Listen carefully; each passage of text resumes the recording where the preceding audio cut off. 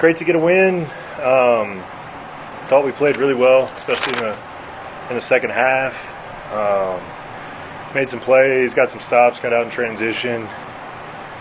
Thought the crowd really helped us in the second half too. Certainly felt them for it's probably the most extended period we've felt that. So good for us. Told our guys I thought it was a good experience for us for UC Riverside to play well and push us like that. That's something we can learn from and build on. So overall good performance, pleased with their effort. I want to start with the injury front. Just can you tell us what's going on with Uriah and Dayton, and then obviously how much their absence affected tonight? They both have lower body injuries. They're day to day, so we'll see how they respond to treatment. And yeah, we missed them. I thought Luke and Chris did a really nice job handling the ball and getting in the paint without them. I think you could feel a little bit of their sort of point of attack defense and the ball pressure that they provide. We weren't able to generate as much disruption as we had in some of the other games, and some of that was some execution, but a lot of that was just missing those guys because of what they can do on the ball. Is part of the reason UC Riverside doing that and playing so well, like you said, you thought that was good for you guys. New Mexico State's Jason Mead's a ball pressure kind of coach, and he'll put pressure on you guys, and you guys hadn't really seen that over the first two games like you did tonight. Is that something you can take from this, and maybe you didn't care about it in the first half when it wasn't as pretty, but the second half you kind of picked up? The second half, their ball defense pressuring us. Yeah, they were pressuring you guys, and you handled it better in the second half. I'm curious if that's what you mean when you say it was good that they played well against you guys, because that's what you're going to see Saturday. Yeah, I mean that's one aspect of it. I think just the general feeling of playing in a competitive environment deep into the game. Like we took control of the last two games pretty early, and so there was a little room for error. I thought there were times where we relaxed in those games, maybe based on the scoreboard, and I think you can see the focus that we played with all night. Only 5 turnovers in the game and a lot of good decision making. So that was more my point. But I did think that we got more and more comfortable with the ball pressure, and I mentioned specifically Luke and Chris did a really nice job as primary ball handlers. 52 points in the paint to their 10. There was a stretch in the second half. You guys went on that 14-0 run, but extended beyond that 14-0 run. You guys had 11 straight baskets at the rim, and I'm curious how much of that was you telling them to do that, or how much of it was just taking what they give you, kind of you said in the past. Yeah, we always want to put pressure on the rim, and with their pickup point, we had a couple drives early in the possession, and I just thought our decision making was good. So we got to multiple drives in the possession, we got to the basket, and yeah, 52-10 in the paint is a recipe for success. And obviously they deserve a lot of credit for the way they shot the ball, but that's a good lesson for our team that if we could stay committed to protecting the paint and defending the rim. It takes some pretty special shooting to get you in those situations, and even though they had that, it still wasn't enough. So hopefully we can really kind of learn that lesson and keep that with us going forward. We've heard from once now about the depth and the versatility of this team. You guys are without your top 2 point guards tonight, and just go out 6 guys with double figures, only 5 turnovers. Can you just speak to how well-rounded you guys were able to play tonight just across the board? Yeah, I think depth is a strength of our team. I thought the guys coming off the bench tonight played really good basketball. All of them made positive contributions. Javis obviously had the 13 and was part of the run there in the second half, making some plays. JT Rock didn't scratch in terms of points, but he's plus 12 in 9.5 minutes. So we felt his presence out there, just his size with when they were trying to attack the basket. Kevin made some plays on both ends. I thought Milos gave us good minutes in the first half. So. Yeah, that's something that we think is a strength. That's why we're trying to get a lot of guys in the games, especially the exhibitions in the early games, to develop and kind of cultivate some of that depth. And I thought that, ultimately, I thought they got worn down a little bit in the second half. I thought we did a better job, but also I thought some fatigue set in as we kind of kept guys a little fresher. So, I know you guys traveled to Washington State for the exhibition, but you guys have not played a true road game to this point. You have arguably the biggest one of the year coming up. Can you just what you know about the rivalry and kind of how much you're looking forward to it? Yeah, we're excited. Obviously it's the biggest game in the state, and we're excited to be part of it. I think as competitors, you want to be in those environments, right? You want to be in in hostile environments and play well in that situation. So, we're gonna be focused all week. We're gonna do our best in our preparation and try to go out and put a good performance up on Saturday. Coach, we talked about 6 guys being in double figures, but 5 guys have 10 shot attempts or more. Chris was in here talking about how you guys saw some advantages just attacking the basket in general. What were those advantages that you guys saw, Coach, and how did you guys take advantage of them? Yeah, we felt like there was some opportunity for us to get in the paint. That they had some guys that struggled just moving laterally and guarding the ball. We were able to take advantage of that some in the first half. They kind of went away from a couple guys that we felt like were a little bit of targets there. And then, the big point was, like, we wanted to make sure 12 had to play both ends of the floor. He was going so well in the first half, and credit to him for some really tough shot making. I would say the majority of those shots are ones you can typically live with, and until a certain point. But we wanted to make sure he had to work on both ends, and so there was a concerted effort to really attack him off the dribble in an effort to make everything tough, both ends, try to wear him down a little bit. I thought our guys did a nice job of that. And then Henderson, he really got in a rhythm late in the first half. He hit the first 8 for them in the second half. Some of his shots were out of timeouts. He hit the first one out of the half. Was that just some defensive breakdowns, or was he just hitting shots? Yeah, it was both, right? Some of it was good defense, and he made them anyway, which happens against good players. And then there were some breakdowns as well. I thought we eventually found the right solution there, kind of a little more than halfway through the second. We changed some coverages to keep certain guys on, and we tried to keep Luke and Chris on him more, and that was a big difference in the game, or at least it felt like our defense certainly did a much better job when we were able to keep those guys on him and we switched less. So, we want to be versatile in how we guard people, and so, it's good for us to go through these experiences as a staff so that we can evaluate what the best solutions are in different situations. And I thought Coach Stapleton and the whole defensive staff did a nice job of finding the solution that worked for us. Coach, I know DA is option 1, point. Option B is Uriah. Your third option got injured 2 seconds into the game. I'm curious, what was plan D for you at that point? We got a lot of guys that can handle the ball. We're just doing it by committee there.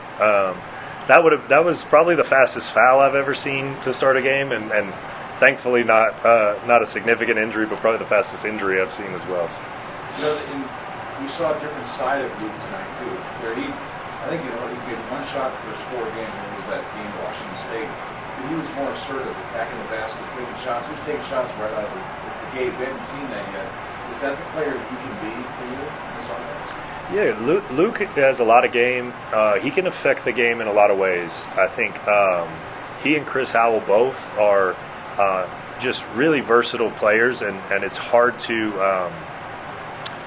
sort of articulate their value because they just have such a great understanding of how to play. So it's not a coincidence that DA and Uriah, who give us a lot of rim pressure and shot creation, aren't available, and then Chris and Luke are more aggressive, right? We talked about that, but they don't even need to be told. They have just such a great understanding of what the game requires of them, what not just our team needs from them, but lineup to lineup. Understanding as we change personnel, other guys, their teammates' strengths and weaknesses. They do a really good job of sort of filling in whatever gaps are there relative to the groups. Eric, you guys talked a lot about the crowd, and everyone was excited to get into playing in the pit. Everyone on this team has talked about that. That was really the first true pit game type of feeling when you had the slams in the second half. Just kind of describe what was going on emotionally for everybody at that point. Yeah, I think everybody kind of felt like, hey, this is a little bit of a grind. We're in a tough matchup, and they're playing well. And most importantly, I really was pleased with our poise. I thought our guys took a mature approach to just kind of continuing to play one possession at a time, and we didn't allow some shot making to disrupt us. But then you could really feel it as we started to make plays. Defense turned to offense. I think we had at least 6 straight stops during that period that fueled the run. And when the crowd gets going, you can feel it. It's a obvious advantage. It's almost like a 6th defender out there. And You know, our guys were really feeding off that tonight, and I thought the crowd impacted the game in a real positive way for us. Coach, Julian, another double, also had 6 offensive rebounds. How important is it for your team? I'm sorry, how what? How important is it for your team, especially because getting on the Yeah, Tomislav's a big part of what we're doing on both ends of the floor. You know, he impacts the game in a lot of ways, and tonight he had some finishing around the rim.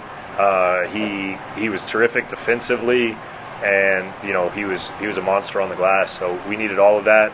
You know, one aspect of not having Dayton and Uriah that we talked about was that point of attack ball pressure. So we felt like, all right, we maybe aren't going to turn them over as much as we have some other teams leading up to this. So we felt like it was more important to win on the glass. Obviously, we're playing bigger guards, so that helped. But Tomislav's always a big part of that. And you know, I thought we did a good job of, you know, even without creating 20 turnovers or however many we've had in the other ones, we still were able to win the possession battle, and I thought that was important. And talking about how Joel has been playing to start the year, he's been pretty consistent. In the last game, he only had 7 points, but the first game also had double figures. Good tonight as well. It looks like the game comes really easy to him. How important is he as well? Yeah, I mean, he's another good player. We talked about the depth. Like, you can kind of go down the line and talk about a bunch of different guys' impact. But Joel's terrific shooting the basketball. I think when he's engaged defensively and he's active, he had a big block. He's being disruptive. I thought he did a pretty good job on the glass tonight. But, you know, regardless of the points that he scores, like the total, right, we really focused on his efficiency. Even in the last one, he only had 7, but it was on pretty efficient shooting. He was efficient again tonight. Made some tough shots in some big moments. So, yeah, he's a big part of what we're doing. And final question, we talked a few times about where the state of the offense versus the defense has been. And today you guys set the season high in 3 games. You guys cracked 80 points, shot 62% from the field in the second half. How do you feel your offense has progressed so far? I thought we took a step. I mean, obviously, a more efficient night from us, really took care of the basketball. I think when we turn the film on, we'll look and see. Like, I'm sure we'll feel like there's a lot of plays we still left out there and that we can continue to get better. This is a group that we're confident in that they're going to continue to grow, right? Like, each time out, we're playing better. We're facing different challenges, finding different solutions, finding different answers to both sides of the ball. And all of that is going to help us as we go forward. So our expectation is continue to, get better every time out. I mean, progress is never linear, so it won't be perfect. We know that, but really pleased with the direction we're going. Quick follow on Luke and Chris. Luke drawing 7 fouls. That at all surprised me. He's a crafty guy, I know, but that surprised you, 7 fouls? I mean, no, not really. I thought he did a nice job of being physical on his drives, and he was able to get his shoulder by, and I thought we did a particular, like everybody, especially in the first half, we did a nice job being patient at the end of drives and lift faking, and we drew some fouls there. But yeah, like Luke kind of stepped into some of what Dayton gives us. Dayton's drawn, several fouls in every single game, so whoever's gonna provide the most rim pressure is typically gonna draw a lot of fouls, and that was Luke for us tonight. And then I did want to ask, the way that your team reacted to Chris Howell dunking, it was like they hadn't seen him do it once yet. When was the last time you saw Chris Howell dunk? I've seen Chris dunk plenty, but they like to give each other a hard time about who can dunk and who can't. So I think that was cool to see. Everybody got going. It was a fun moment. He said he gets the old man treatment. Yeah, there's a few old men in there, So we've had a couple guys like get a dunk, and we're like, oh, we got to stop practice. We got to end on that. So we've had that a few times. I want to start second half. The dunk. The reaction to your dunk makes me wonder how much you've been hurt, or why everybody. Is it just because you're an old man? Like, why was everybody going crazy in a way that I wouldn't think they would? That's funny. 6'6" guard. You don't see that often in practice. Let's just say that. I got the old man treatment with these guys. Same with Luke Hop. But yeah, I think you just don't see that often nowadays from me. So it's pretty cool. Were you surprised? A little bit. I was surprised it was 20 feet of space, and kind of guys were joking about it, how I just walked it in. Didn't look like I was going to dunk it, so yeah. All right, so you guys, obviously, it's safe to say that your outside game has not been going yet so far this season. Second half Saturday kind of got going, but you guys, for the 14-0 run in the second half, you guys, at one stretch, including that 14-0 run, made 11 straight baskets that were at the rim. I'm curious if that was like a conscious decision, like spoken to you guys from your coach, or if you guys just all sort of figured on your own, like, all right, it's not working from the outside, let's go inside. Yeah, going into the game, we were talking about there's some guys that on their team were really good scorers, but that we can attack on the defensive end. And, I think first half we felt it a little bit, and then Coach Olen was just talking about how the elevation's starting to get to them, keep running the floor. They don't want to guard for too long, so I think that just opened up driving lanes. Like we see here, that's a great number. They had 10 points in the paint, we had 52. So I think they shot the ball extremely well, but that right there kind of helped separate, keeping them out the paint. And so that's the separation. You guys did win. I will ask about Henderson in particular. I mean, they did get loose from the outside. Your first two games, you guys held opponents to like 13% shooting from three-point range. They hit tonight 14, 27. They had 27 points. What was it that they got going so much from the outside? I think kind of how every time I'm in here when I talk about defense, we like to pressure, make guys do something different that they're comfortable. I think especially first half, to let him get into his rhythm, he was just extremely comfortable. Still credit to him, great player, great scorer, but we were just letting him get way too comfortable first half, and then by then he already got his rhythm, already got the confidence, and so he hit a couple tougher shots second half, but still, he was just a little too comfortable throughout the game. And I think second half Luke Hop really did a fantastic job forcing him inside the three-point line, making him try to do something different, and we got a couple steals out of it. Got a couple deflections too, almost steals. I think he just got comfortable, and that's a credit to him as a scorer, but also something that we can for sure work on moving forward. Chris, the second half when they still kept that run going, and right about when you were tied, you personally made a couple of real strong moves to the basket. Can you talk about those and how they kind of set the tone for the rest of the game? That's just a credit to the adjustment coaches were just telling us.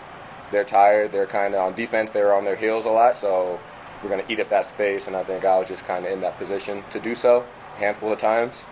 And then, like I said, they had some great scores on their end, but not the greatest of defenders, and I was just trying to take that advantage. Hey, Chris, great game, but I want to check in on you, because I saw you talk training with the trainers, like I saw you limping earlier. Are you okay? Yeah, it was just the little quick jolt of an ankle sprain. It was kind of a little shocker. I think initially I felt it initially, but the adrenaline starts to kick in, especially when the fans start to get in and it got super loud. All you can do is just get excited. So I'll be fine. Yeah, appreciate that. Thanks for asking. Chris, 10 field goal attempts for you today. You really showed that you were aggressive on the offensive end, just looking for your shot. Just talk about how that can be a part of your game as well. Yeah, that's just taking what the defense gave me this game. I know there's a handful in the past games I felt like I could have been a lot more aggressive, and so just going into this game, seeing the film, areas I can really just get downhill. And from there, I think when I'm aggressive, not always coming into the season, Coach Olen was like, the more you're aggressive, the more it opens it up for everybody, including myself. And so tonight they stayed home to shooters, so I was a lot more open around the rim, a lot more stronger finishes. Other games, me still getting my 2 feet in the paint, finding shooters, and that happened a couple times this game still. So I think that's something Coach Olen has always kind of called me higher to, is just more aggressive I am, not necessarily to score, but the more aggressive I am, the more it opens it up for the entire team.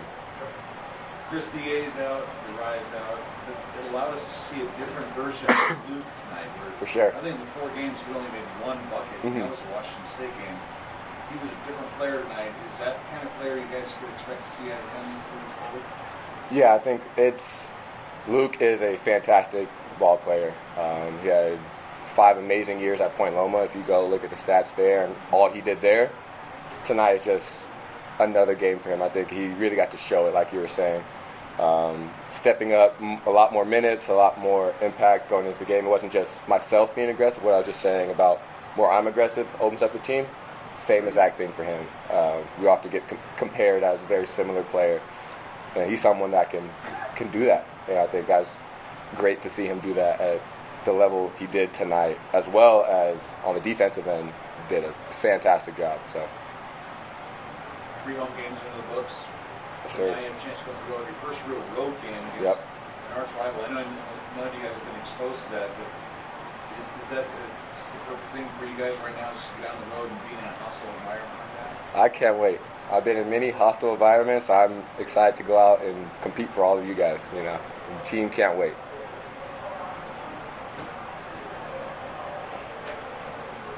You know, Chris, 52 points in the paint tonight, and you mentioned they were fatigued.